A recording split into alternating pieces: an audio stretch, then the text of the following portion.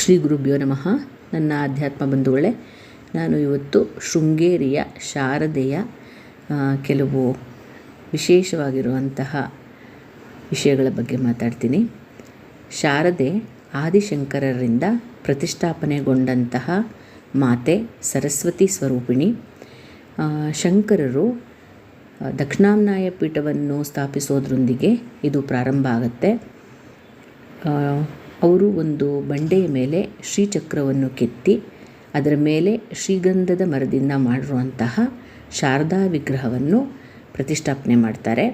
ಅದು ಆಡಂಬರವಿಲ್ಲದ ದೇವಾಲಯ ಆಗಿರುತ್ತೆ.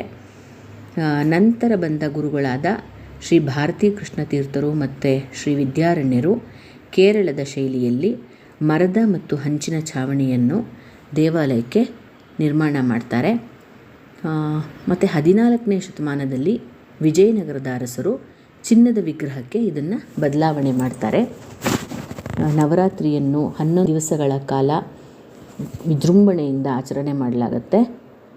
ಶೃಂಗೇರಿ ನವರಾತ್ರಿ ಸಾಕಷ್ಟು ಪ್ರಸಿದ್ಧಿ ಪಡೆದಿದೆ. ಶುಕ್ರವಾರ ಇಲ್ಲಿ ವಿಶೇಷ ಪೂಜೆ, ಮೆರವಣಿಗೆ ಎಲ್ಲ ನಡೆಯುತ್ತೆ. ಸರಸ್ವತಿ ಅವತಾರವಾದ ಶಾರದೆಯನ್ನು ಉಭಯ ಭಾರತಿ ಅಂತಲೂ ಪೂಜೆ ಮಾಡಲಾಗುತ್ತೆ. ಉಭಯ ಭಾರತಿಯನ್ನು ಪೂಜಿಸುವ ಭಕ್ತರು ಬ್ರಹ್ಮ ವಿಷ್ಣು ಮಹೇಶ್ವರರ ಕೃಪೆಗೆ ಪಾತ್ರರಾಗುತ್ತೆ ಅಂತ ಸ್ಥಳ ಪುರಾಣ ಕೂಡ ಹೇಳುತ್ತೆ. ವಿಶೇಷವಾಗಿರುವಂತಹ ಶಾರದಾಂಬೆಯ ದೇವಸ್ಥಾನ, ಎಲ್ಲರೂ ಅವಳ ಕೃಪೆಗೆ ಪಾತ್ರರಾಗೋಣ ಅಂತ ಆಶಿಸ್ತಾ ಶ್ರೀ ಗುರುಭ್ಯೋ ನಮಃ.